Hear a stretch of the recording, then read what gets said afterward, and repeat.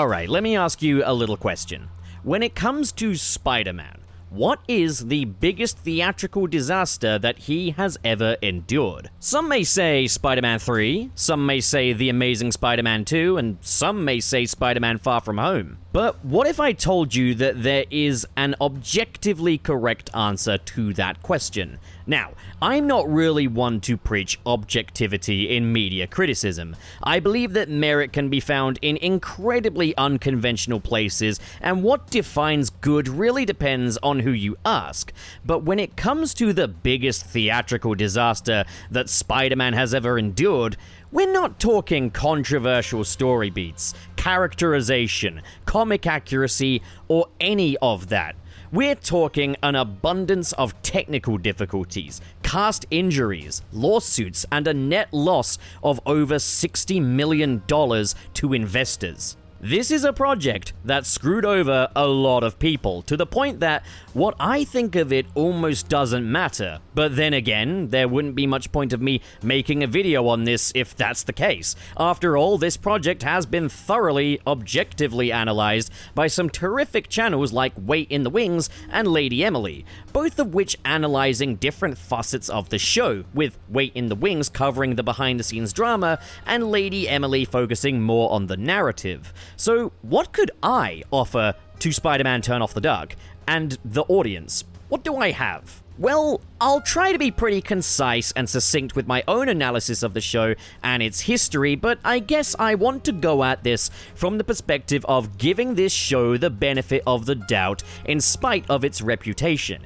in spite of the objective issues that screwed over much of its cast and crew, and assert why I feel that Spider-Man Turn Off the Dark should still be celebrated today as another worthy piece of Spider-Man's richly varied history. And that is the overall philosophy that I'm approaching this Spider-Man retrospective with this time. To not simply state my thoughts and feelings towards all of the Spider-Man theatrical events over the decades, but to assert why they matter and why they deserve to be remembered. To me, the ill-fated Spider-Man Turn Off the Dark is no exception. Now, I do strongly suggest you check out both Wait in the Wings and Lady Emily's videos on this project, and I will include links to them in the description, but for this video, as briefly as possible, I'll summarize a little of the history surrounding this show. Hey, wait a minute, it's me, Bob, from Bob's Burgers. Why don't you sit down? A YouTube video is a lot like a burger. It takes a bit of effort to grill it and put it together. But the thing is, while you may pay me for a burger, you can watch these videos for free. So all I ask is that you subscribe to the channel. Maybe hit the like button as well, Gene. And if you do want to pay for the video like you would pay for a burger, the link to the Patreon is in the description below. Enjoy the rest of the video, Linda. In 2002, coinciding with the success of Sam Raimi's first Spider-Man movie, a Spider-Man stage musical was announced, Such Is Life, with cultural cornerstones in cinema. This musical would be produced by Tony Adams of Victor Veronica fame, who would approach Bono and The Edge to compose the music for the project. Now, Bono and The Edge both had their own reasons for wanting to compose the music for Spider-Man as well. After Andrew Lloyd Webber thanked Rockstars for leaving theater alone, Bono and The Edge wanted to challenge this rather conservative attitude, and so they signed on to Spider-Man, and in turn approached Julie Taymor, perhaps most known for the theatrical adaptation of The Lion King, to direct the show. Now, Taymor would agree to the project, but with the caveat that she'd need to find something that could narratively inspire her to approach a Spider-Man project. Now, put that little bit of trivia in your back pocket for now. The overall reactions from fans of Spider-Man and fans of musical theater to the announcement of a Spider-Man musical was highly skeptical. Now, maybe it is the fact that I can only look at this retrospectively, given that in 2002 I would have been only 6 years old, but to me, Spider-Man as a musical theater show seems like a no-brainer. Now, I'm not a huge fan of musicals in cinema, but when it comes to the stage, I get the appeal, even if I'm no expert. There's probably a few theater geeks watching this video noticing how toilet brain I am when talking about the subject of musical theater, believe me, this really isn't my wheelhouse, but life begins at the end of your comfort zone, so yeah, put that on a fridge magnet. Spider-Man as a stage musical just makes sense to me. It's a spin on the rags to riches tale. It's emotionally charged with a great deal of opportunity for musical introspection and solo numbers, and music and dance could be a great way to convey the high-flying thrills that come with Spider-Man. There's a reason why this character transcends other comic book characters and translates to big-budget blockbusters as well as he did in 2002. At its core, it's a great story about everyday people. But the theater journalists felt Spider-Man was just too silly for the stage. So let's just ignore the works of Andrew Lloyd Webber, one of the most recognizable icons in theater, who brought us such productions as Disfigured Theater Geek Incel, Trains on Roller Skates, and Cats. And I guess on the comic geek end of things, I don't know, maybe musical theater's just for girls. I just pulled that out of my ass. I don't know. I'm just going with the attitude that I probably would have held towards musical theater back when I was an 11-year-old boy, which is probably the target audience for the most mass-market comic books. If that sounded holier than thou, please remember, I'm a Sonic fan, I'm 27 years old, I'm fully aware that target demographic does not mean only demographic. So, back in the production offices. On the day the contracts would be signed, Tony Adams would suffer a stroke that would lead to his tragic death 2 days later at the age of 52. The producer role was handed over to his partner, David Garfinkel. Now, Garfinkel was a pretty cool dude in my opinion. He did something more producers probably ought to do, as much of a gamble as it is. Acknowledge that he's not really a creative dude, and relinquish creative control, focusing more on finances. More people like Garfinkel, please. So, Garfinkel would hand the creative reins entirely over to director Julie Taymor, who again joined the project with a massive caveat. But keep that in your back pocket, because I want to talk a little about Bono and the Edge next. Bono and the Edge weren't exactly familiar with the kind of music you'd hear in a Broadway musical. So, to better educate them, producer Glen Berger compiled a few CDs with 60 tracks from the last 60 years of musical theater.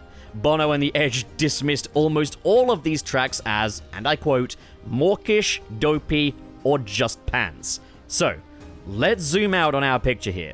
We've got a director who's really trying to find something about Spider-Man to be interested in, and we've got composers who don't like musicals. Now, to most, that would be a big red flag. But to me, that brings the promise of something innovative and unconventional. As far as I'm concerned, I don't need the director of a Spider-Man project to be a massive Spider-Man fan. Sometimes seeing how an outsider interprets the character can lead to a very interesting take. Of course, though, as a Spider-Man fan myself, it's always great to see a like-minded fan display as much passion for the character as I possess. But let's shift focus over to Batman for a second. We've got Batman 1989, directed by Tim Burton, a dude who claimed he'd never read any comics.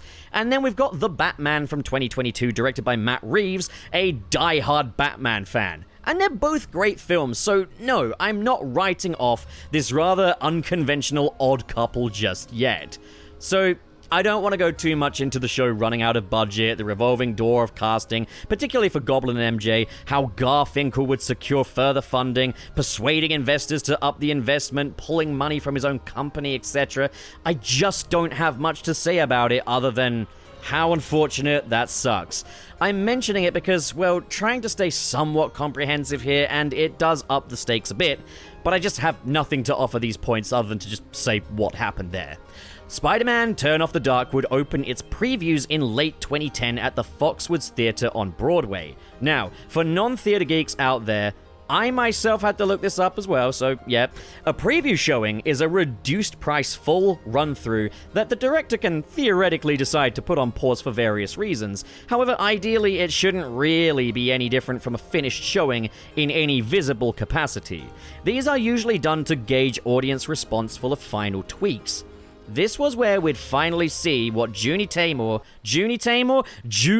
fuck me, I'm gonna stop. This is where we'd finally see what Julie Taymor, Bono, and The Edge were cooking. What was the secret sauce that led Julie Taymor to directing Spider-Man Turn Off the Dark? The answer is Greek mythology. But how do you combine a teenage everyman turned superhero savior of New York City with Greek mythology? Well, Taymor did her research, and the answer to her call for inspiration came in the very first panels of Ultimate Spider-Man issue 1 by Brian Michael Bendis, where Norman Osborn mentions the myth of the goddess Arachne. I guess she just kind of opened that first page and ran with the first thing she saw. Spider-Man Turn Off the Dark uses the narrative framing device of the audience-maligned Greek chorus. Sorry, geek chorus. Oopsie doopsie. The geek chorus tell the story of Spider-Man, and what we see is their story play out visually. Now, these geeks are all pretty conventional Spider-Man fans, but there's one geek called Miss Arrow, or in the script, Gigi, which stood for Girl Geek, really wear the character on your sleeve there, who serves as a bit of a self-insert for Julie Taymor. Miss Arrow, do you think that might relate to director, actually, now that I think about it? Miss Arrow, direction? I don't know.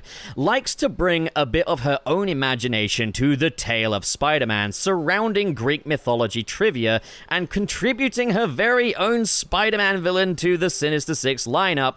Let me back up a second, I'm getting ahead of myself. The geek chorus enthuse about Spider-Man's origins and regularly cut into the story to commentate and contextualize. They demonstrate that Taymor has done her research and clearly understands Spider-Man, as they discuss how Peter's chance encounter with a radioactive spider would transform him into a superhero completely by accident. Until Miss Arrow drops a big actually, and declares that not only was Peter not the first person to be imbued with spider powers, him becoming Spider-Man also wasn't a chance encounter, it was his destiny. Now, if you know me, you know how I feel about toying with the odds of Spider-Man's origins. I don't like when Chosen One narratives are applied to Spider-Man. That chance encounter just adds so much to this story, and Peter just being the average schnook. You lose so much with Spider-Man being the Chosen One, but I can't even accuse Taymor of missing the point here, as she lays out her understanding of the character, in a classical sense, really well with the other members of the geek chorus. This framing device is basically Taymor's way of saying, I get it, this is what Spider-Man is, but this is what I want to do with it, which, I could only really respect that. Regardless of whether or not I agree with it, that's pretty tenacious, and I don't like it, but again, tenacious nonetheless. So what is Spider-Man's new origin story? Well, shove Spider-Man aside for a second, we've got another origin story to tell here. The origin of the Greek myth Arachne.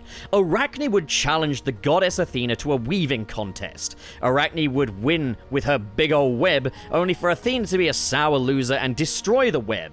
Arachne is so pressed about this that she hangs herself. Athena says, "No way, Jose," and imbues her with eternal life as a giant spider exiled to the astral realm. And if I had been in charge of this musical, Athena would get a musical number called No Way, Jose. I think that would just be very funny. So, is one of your eyebrows raised yet? Very well, let's raise the other as we revisit teenage loser Peter Parker, who submits a report to class about Arachne before reminding the teacher to hand out homework. Alrighty, well, now I want to bully Peter Parker too. For real, bullying's bad, obviously, but you know what's almost equally as bad? Reminding the teacher to give homework. Take it from me, I'm 27 years old and I can safely say that homework was a huge waste of time. Listen to me, do not remind the teacher to give you homework. I don't know a single person that has ever benefited from it. I will judge you. I don't agree with bullying, but sometimes I do get it. He gets bullied by Flash Thompson while girls make fun of him for wanking. Yeah, that's in the song lyrics. They're asking if he touches his Peter, and it's very... it's charged alright. But don't fret, not all women are bad, because he has a kindred spirit in Mary Jane Watson, who's abused by her father, so she kinda gets it. Peter goes home to Uncle Ben, his surrogate father, who tells him to rise above the bullies, and Mary Jane goes home to her abusive father. So, yeah, here we go. Peter's a bullied orphan, you get the gist. He goes on a trip to Oscorp to meet Norman Osborn, whose ultimate goal is to get humanity genetically ready for climate change. Who needs recycling when you've got big muscles, I guess? Wait, if he became a Green Goblin to try and make himself ready for climate change, why did he not have like a musical number called Going Green? That would surely... Get me on this. Get me directing a Spider-Man musical. I got this. I'd win all the Tony Awards for Going Green and No Way Jose. So Norman is an eccentric Ted Turner adjacent character. There's no Harry Osborn to be seen, so the abusive father angle is just not here, but he does have his loving wife, Emily Osborn. One of his gene splicing experiments involves genetically altered spiders, but one has escaped. The spider bites Peter Parker, and you know how this goes. But what if that spider was actually Arachne, the Greek myth, and she chose him based on his interest in her?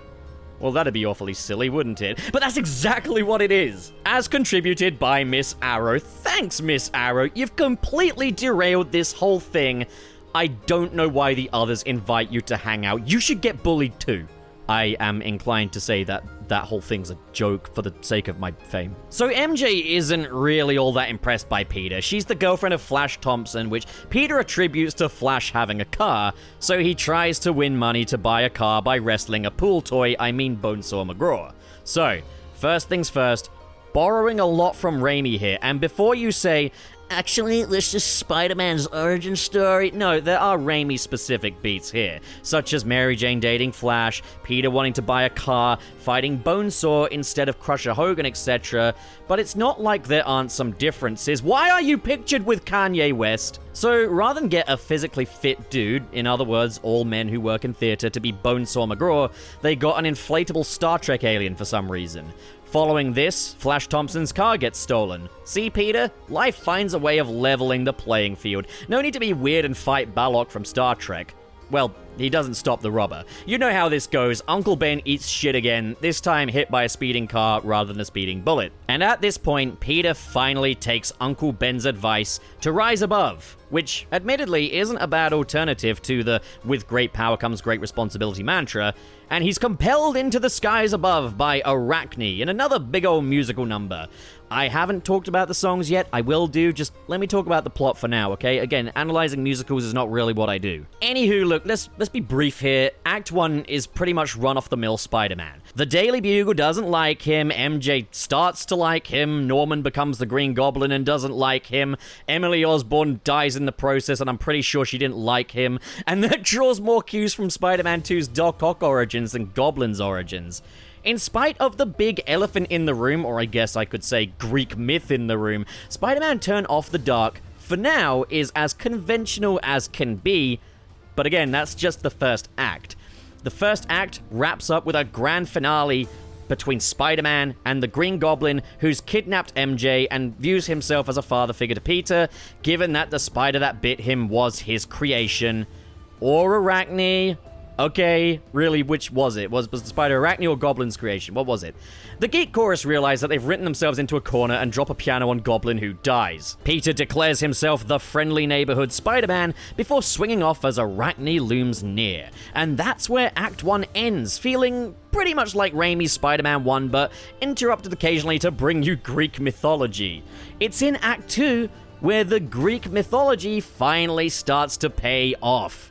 The geeks are drawing a blank as to where next to go in the story, and it's really starting to feel pretty meta, but Miss Arrow interjects, stating that Spider-Man has yet to face off against his ultimate foe, someone unbeatable. But actually, Miss Arrow, if you ask me, the ultimate foe isn't necessarily the hardest one to beat, it's the one that has the best character dynamic, Miss Arrow. I actually care about characters, Miss Arrow. You're just power scaling like a big old loser. I can find plenty of people like you on Twitter. I kissed people in prison like you, Miss Arrow. So the geeks throw the Sinister Six into the mix. Kraven, Lizard, Carnage, Swarm, you know, the Nazi B-Man, Electro, and Miss Arrow just kind of has to be different, doesn't she? She makes a new villain on the spot called Swiss Miss, a woman made out of knives. Which I guess makes sense, because we got Doc Ock, a man made of octopi, and Sandman, a man made of sand. So yeah, let's have a woman made of knives, why not? A bit of time has passed, Peter is dating MJ, but he keeps flaking on arrangements because of his Spider-Man duties.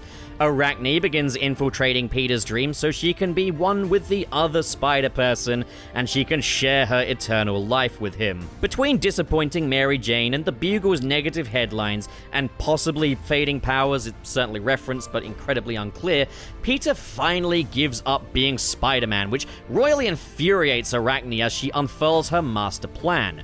The Sinister Six, including a resurrected Green Goblin, which is actually 7 now that I think about it, descend upon the world and wreak havoc to the point that it seems like the world is ending and the power is out. Now, a lot of descriptions say that they descend on New York, but like you can see the Eiffel Tower in the background of the Sinisterio video, so it must surely be the world, right? Unless they were just really confused about what landmarks are in New York City, but given that this was playing on Broadway, I don't know how you could really make that mistake. So, alright, immediate parallels to Spider-Man 2 are being drawn up here. Peter giving up being Spider-Man after disappointing MJ.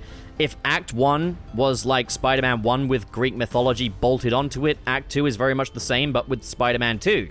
But in Spider-Man 2, it only took Doc Ock throwing a car at him for Peter to spring back into action as Spider-Man. In Turn Off the Dark, though, the Sinister Six are literally destroying the world, and Peter's just like, whatever, you know, I'm gonna get a hot dog, except unlike Spider-Man 2, he's not getting a hot dog, he's giving the hot dog to Mary Jane, because their relationship is a bit healthier than it was in the movies.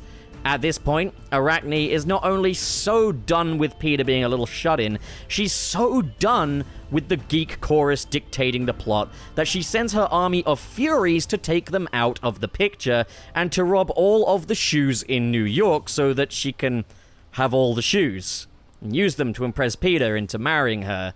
And so to bait her traps, she convinces Jameson to run a headline declaring that Spider-Man is needed to stop the Sinister Six and the Shoe Fiends, and there's just a lot going on here, right? The focus is lost. Also, yeah, Sinister Six destroying the world. Yeah, no, he's not coming back as Spider-Man, but Jameson says something nice about him and he's back in action. Like, god damn, you put so much of your status on J. Jonah Jameson's approval, man. Go to therapy, dude. So anyways, the geek chorus returned to declare Arachne to be Spider-Man's ultimate enemy.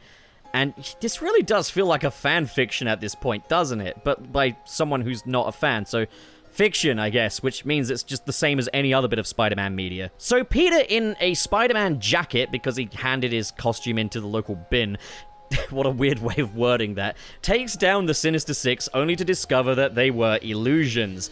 Who could be behind the illusions? Is it the Master of Illusion? No, it's Arachne. She kidnapped Mary Jane and traps Peter in her world's wide web in the astral realm. MJ is holding a cocoon and will perish unless Spider-Man agrees to marry Arachne.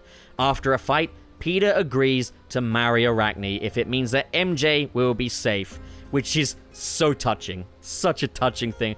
What a great amount of humanity you have, Peter, is what Arachne is thinking in this moment, because his willingness to sacrifice and keep the ones he loves safe is enough to finally convince Arachne to not worry about it anymore. Even though, you know, you didn't really give much of a hoot about people's safety until Jameson finally apologized.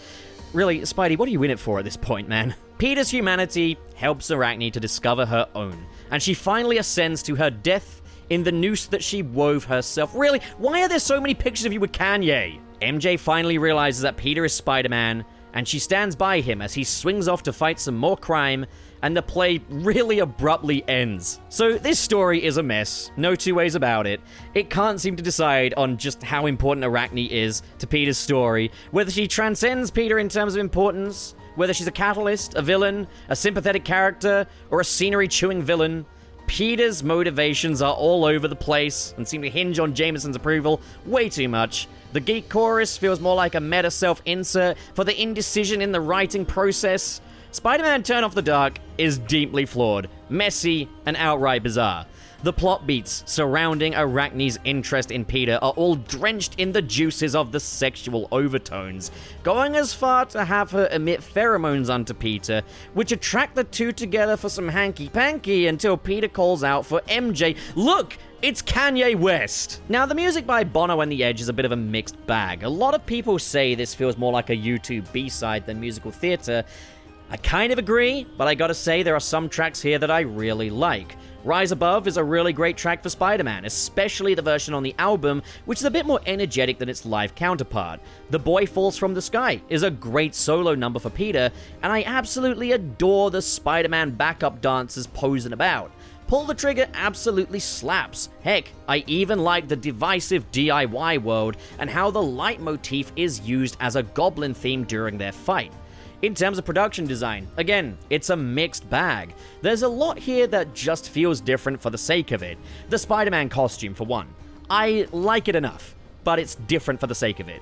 They made the spider bigger, and it looks more like an actual spider, and it hugs his chest, which I guess kind of tasteful, goes in the theme, but what's with the blue cutting through everything? They've gone for a raised web-like effect akin to the Raimi design, which makes sense given how desperately this show seems to want to imitate the Raimi movies, yet this is a Zentai suit, and the webbing's not actually raised. I guess I kind of like the faded printing dot effect that kind of borders the red sections of the suit, which harkens back to the sort of pop art comic book look.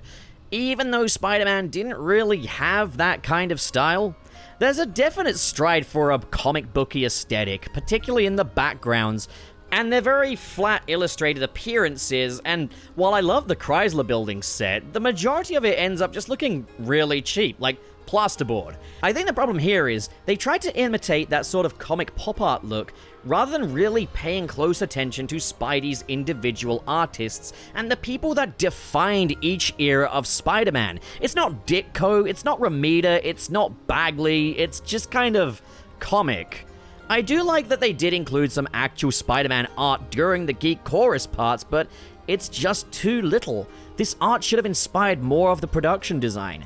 Peter's makeshift Spidey jacket, though, that's awesome, and I really want one. The villains! Okay, so, Green Goblin is just... I mean, I'm not really sure what they're going for here. I think they wanted to focus more on Goblin as a mutation more than a costume, and to a small extent, I can see it, but it feels more Grinch than Green Goblin. The best costume in the show villains-wise is suitably Arachne, as she ends up being the main villain, and her costume is just downright impressive, as a giant spider just looms over the crowd. Carnage is also noteworthy, as he does look really, really good. Swarm looks fine, Swiss Miss, alright, you know. Given how little she's in it, I really do wonder why they even bothered, but yeah, hey, fine. Electro is actually not a bad adaptation of the classic Electro look, but then you've got Kraven and Lizard, so okay. These two at the very least start off as human characters, yet they're wearing cartoony human heads, and I don't get it. Is it meant to represent them being larger than life? They don't say a word the entire duration. Now, Lizard eventually gets an inflatable lizard grow out of him, which makes sense, but why could Kraven not be, you know, just a regular human? Like a Freddie Mercury lookalike in a fursuit. Okay, my description sounds way worse, but I don't know, maybe fair play, maybe not. Again, no expert here. Honestly, design-wise, I do get it. I think they could have gone a little further with the idea of all of these characters looking like larger-than-life comic characters. Perhaps draw a bit more inspiration from, you know, the source material, but it's alright. Spider-Man and Arachne definitely look the best, and Gobby is at least distinctive enough. Then there's the stunts, which is where things get really dicey. See, this was a massively expensive production, and you wouldn't really believe it looking at the cardboard-looking sets and the Zentai suits. The expensive parts were the renovations done to the Foxwood Theater to accommodate for the stunts, as Taymor wanted Spider-Man to be able to swing over the crowd for a truly immersive experience, a way of kind of making the audience feel like they're in attendance for an actual Spider-Man versus Green Goblin fight. These are the kind of stunts you would expect to see at an arena performance, which would have made 10 times more sense for this kind of production than Broadway. Naturally, this led to going over budget and a lot of accidents. Worse yet, injuries, including Spider-Man getting stuck over the audience during a fight with people poking him with a stick to try and get him down, Arachne getting bonked on the head by a light, but perhaps most infamous of all. This was not the curtain call the cast of Spider-Man Turn Off the Dark wanted to hear.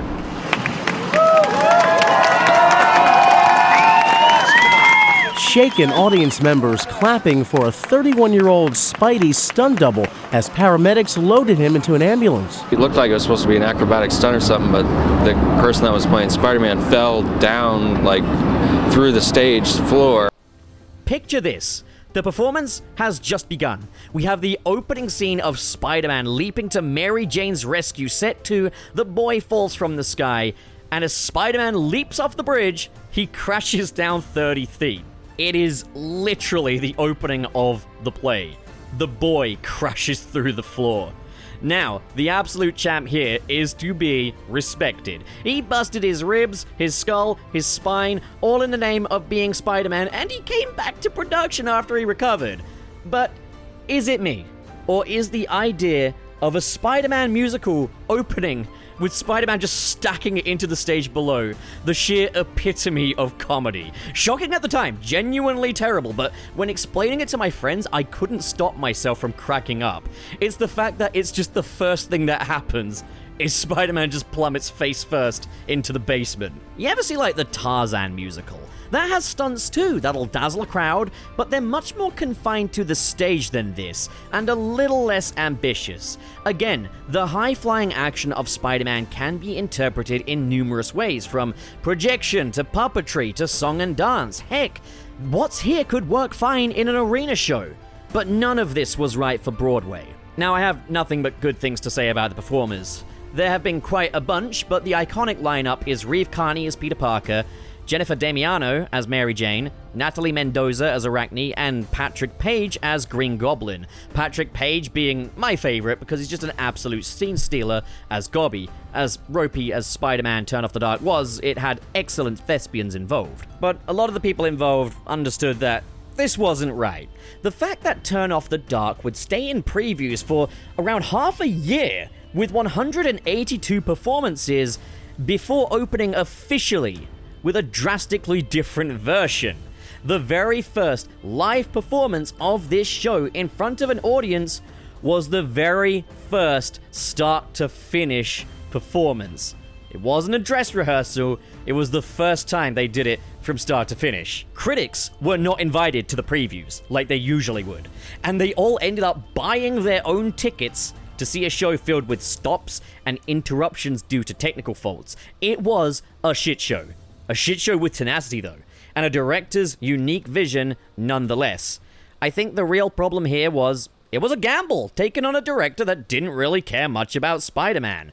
Yeah, I know that contradicts kind of what I said earlier, but much of the Spidey stuff here demonstrates a surface-level understanding of the source material through the geek chorus effectively spelling that out for us, and that what we're about to see is different.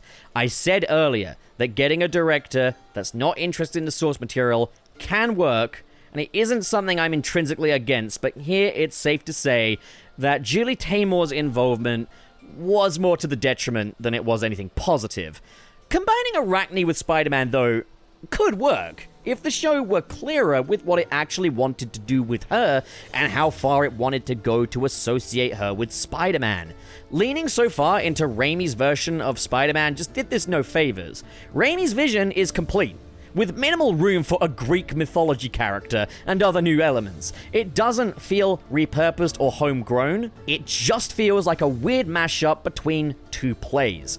I think Lady Emily had a really strong analysis of how Julie Taymor treated Arachne in the show, and I can't really say it better than she can, so I'll just include a quick excerpt here, and again, go watch her video on it if you haven't already. Greek myths are quite a fluid thing, with so many versions and interpretations of the events depending on the orator. Arachne is a simple story, and yet there are so many variations of it. Some where Arachne lost her contest with Athena, some where she wins, some where she is killed by Athena, some where Athena curses her out of anger, some where Athena curses her out of pity, and perhaps most importantly, some where Arachne is a hero, and some where Arachne is a villain. Everything is up to the interpretation of the storyteller and the narrator. At a certain point in time, the lesson of don't disrespect the gods might have led to Arachne's fate feeling more justified. But also from a certain perspective, Arachne's, for example, it could be a tragedy. How will they tell your story? How will they tell your tale? And will anybody even care? This is why Arachne and the Furies taking control of the story from the geek chorus, which obviously is our stand-in for the Greek chorus, in Act 2 is so meaningful. It is Arachne allowing herself control of her own narrative for the first time in her life. The problem is, however, that Arachne has lost sight of her original goals and ambitions. At this point, she is motivated primarily by wrath and basic carnal emotions. She is a woman who has been denied and deprived of everything she loves and her own agency, and she wants to take things into her own hands for once, even if it means stepping into the villain role to do so. Love me or kill me, Arachne belts out to Peter in the final song. And truly, these are the only two options to her. Either receive the praise and adoration that she wanted and feels like she deserved back in her original life, or fulfill her other desire and let her die in no peace. But these aren't things that can happen, can it? Now, it is worth noting that there is important context here. Lady Emily acknowledges that this is what happens when you dive so far into the analytical rabbit hole that the themes seem to click together when the evidence to back it up isn't truly visible in the product. And of course, execution still matters. But if the play did execute this well, you'd have something pretty good here. Even though the focus on Spider-Man, the title character of the show, still isn't really there. I'm willing to meet Turn Off the Dark on its own terms, but the actual play is so unfocused, so jumbled. It feels like a Haribo mix of Spider-Man and Arachne-themed gummy treats, which both taste okay on their own, but if you eat them both in one mouthful, it's like grapes dipped in lamb sauce. I can't imagine it goes well, not that I've ever tried it. If you are going to have Spider-Man face off against Arachne, you need a version of Spider-Man that is compatible with that. You can't just copy and paste Raimi. And then you need a version of Arachne that is compatible with Spider-Man. And even if that were present here, it's just half-baked. We are far from finished. Between previews and the official opening gala, a lot happened with Spider-Man Turn Off the Dark. The responses to this play ranged from justified criticism to admittedly just harshness. See, a lot of the journalists wrote this off as a cynical cash grab, but I don't think that could be much further from the case if it tried. There's evident passion on that stage, from Taymor and everyone involved. But producer Glen Berger knew what the show needed. It needed approachability for a general audience, and especially the kids that just want to see Spider-Man. They needed to deliver more Spider-Man in Spider-Man Turn Off the Dark, and so the play underwent drastic retooling. There was a coup by Bono and the Edge, a Plan X, as Taymor called it, to get her removed from production, and so she was, leading to lawsuits over royalties and more. I'd be lying if I said that Taymor wasn't mistreated. She absolutely was. Producers accepted her vision for Spider-Man and chose to run with it, gave her total creative liberty, and you could see these issues from a mile away. But then they'd blame her entirely for the issues, and just like, it's like asking for a fish sandwich, eating the fish sandwich, and then complaining that it tastes like fish, and ordering the fish chef to be fired. This whole sorry process transformed Julie Taymor's reputation from that of a respected director to a prima donna. Now, that's not to say that she was an absolute angel. There were changes that needed to be made and addressed that she refused to address because she didn't want to transform the play into something more corporate, which I can respect, but Turn Off the Dark had some really clear issues in its execution that did need to be fixed. So, she was gone. Bye. Which is unfair and unfortunate, but it is what it is. And Roberto Aguirre-Sacasa, longtime playwright and Spider-Man writer, was brought in to retool the show, and hopefully if I ever talk about him again, I'll be able to pronounce his name a lot better than I did here. A lot of people have observed that there are similarities between Spider-Man Turn Off the Dark and the Justice League movie. And yeah, kinda. You've got a director who loves their Greek mythology getting ousted based on audience feedback, and a new director transforming it into something simplified, more corporate. At the same time, though, I'd say Snyder's vision for DC Comics is far more appropriate than Taymor's vision for Spider-Man, but potato potato, I wonder if there are people out there who love Taymor's Spider-Man Turn Off the Dark as much as I love Zack Snyder's Justice League. Gotta mention it, you all need to know what the score is. And so, Spider-Man Turn Off the Dark 2.0 was born. In 2.0, the geek chorus was completely removed and Arachne's role was greatly reduced. However, she was still a part of the show, serving more as a background element. Peter still studies Arachne prior to being bitten by the radioactive spider, and she still appears to call on Peter to become Spider-Man like before. But this time, she's not really a character, more of a metaphorical element, a vision, if you will. She doesn't go on to become the main villain either. That status is instead handed over to Patrick Page's Green Goblin, and that is a very, very good call. Patrick Page is a scene stealer in this role, and more time with him can only be a good thing. And because he's main villain now, accordingly, he gets his very own song when he's in his goblin form. A freak like me needs company. And what a strange thing this is to behold. Green Goblin is definitely much more camp in this version than he was before, and this song cements it. He sings of how he's done with conformity, his straight life, and he wants to embrace the things that make him different. It's an ideal coming out song, and the energy is... Well, the first word that came to my mind is delicious, so what the hell does that say about straight old heterosexual channel pub? Something about Patrick Page in this role is just incredibly infectious, and you can tell he's having a hell of a time. The Sinister Six are also in tow. No longer illusions, but instead scientists at Oscorp. Yes, Carnage was an Oscorp scientist, and so was Kraven. This is actually worse. It's far... Fuck! That's just not the source material. I don't want to re-record any of that. I think that sums it up perfectly. Now, while Arachne is much better slotted in here as more of a metaphorical, non-diegetic element, and it is great to have more time with Goblin, it's safe to say that Spider-Man Turn Off the Dark 2.0 is just not as interesting as Taymor's version 1.0. It's much more of a night of cabaret and thrills, and once again, better fitted to an arena venue. But 2.0 definitely puts the Spider-Man back in Spider-Man and does a much better job focusing up. Sadly though, it really just comes off as a pale imitation of the Raimi films, which is admittedly what Taymor's was, but that at the very least has something unique to offer with Arachne, even if what it was offering wasn't very good. I think the key difference between this and Whedon's Justice League, though, is that I think 2.0, for its corporatization, how cowardly it comes across, was the overall better version. See, that's what I think is the issue with that comparison. Zack Snyder's Justice League is goated. It didn't need changing. Okay, maybe a cut down for accessibility's sake, but no, man, get out of here. It's 4 hours of on-screen nectar. What are you talking about? Yeah, Spider-Man's pretty cool. Spider-Man Turn Off the Dark closed out its Broadway run in 2014, which means that it overlapped the end of the Sam Raimi film series and the Amazing Spider-Man series as well. Interesting little bit of trivia, that. A Vegas arena tour was announced with plans to move it over to London as well, but no such thing materialized. Probably because it lost investors $60 million, and its remaining run from 2011 to 2014 was really just to recoup as much of the losses as it could. At this stage, Spider-Man Turn Off the Dark is pretty buried. You rarely hear about it. Spider-Man fans rarely talk about it. Disney's gone out of their way to keep it as far on the down low as possible, and personally, even if this show is pretty much just a big ol' stinker, I think it deserves better than that kind of legacy. Julie Taymor's name deserves to be mentioned alongside the likes of Sam Raimi, Mark Webb, John Watts, Lord and Miller, the Russo brothers, Peter Ramsey, and Bob Persichetti, as someone who left her stamp on the wall crawler, for better or for worse.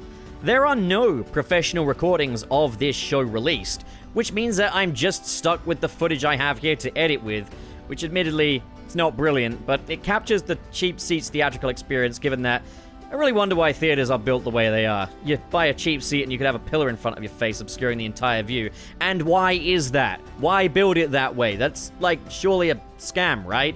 What I want for Spider-Man Turn Off the Dark. I want to see Spider-Man Turn Off the Dark recordings on Disney+. Maybe a documentary. They must exist. How about Funko Pops, Marvel Legends figures of Spider-Man, Arachne, Green Goblin, the Sinister Six, shirts, something. Maybe for the show's anniversary. At the end of the day, look, there's the Japanese Toei Spider-Man, which is surely the dictionary definition of a bastardization. He has a giant mech friend called Leopardon, and he's referred to as the emissary from hell. Yet Toei Spider-Man has a cult following. You can buy merch of him, from figures to shirts to Funko Pops. Heck, he's going to be in Across the Spider-Verse too. I think Spider-Man Turn Off the Dark, for the bastardization that it is, deserves the same treatment. There's still a lot to this show that can be loved, even if I myself don't love everything about it. Though I'll say I do have enough affection for it to go so far as to include it in my retrospective and proclaim that, yes, it does still matter. I'd love to see Spider-Man Turn Off the Dark get revisited in some form. Perhaps reuse some of the songs in a different Spider-Man musical stage show. It just makes too much sense to me. While Turn Off the Dark closed the final curtain on Spider-Man's Broadway stint, the legacy of Spider-Man on stage continues on, as he played a large part in the Marvel Universe Live Arena show in a strikingly similar costume, might I add, and Spidey still appears in stage shows at Avengers Campus in Disneyland. They don't need to go so hard with the stunts as to endanger their actors, and if they ever were to launch any kind of Spider-Man show in London, you can bet I'd be first in line to the previews, even if it were just either version of Spider-Man Turn Off the Dark. I just want to see it. And that's where I'm wrapping things up here.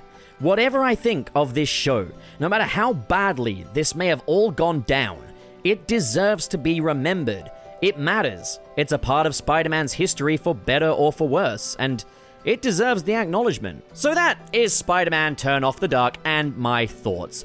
What do you guys think? What do you think of the show? What do you think of the video? Comment below, discuss. And as always, if you enjoyed this video and you want to see more like it, be sure to hit subscribe, hit the like button, and if you want your name in the credits of every video, that can be arranged for as little as $1. And now, a literal shout out to the patrons in the $10 or above tier, who are Kale Bennett, That Jordo, King K, Legendary Wayway, Adam Myers, Mr. Dr. SP, Dr. Appending, Sergio, and Cyrus the Skeptic! And now one of a regular volume for those in the $5 and above tier.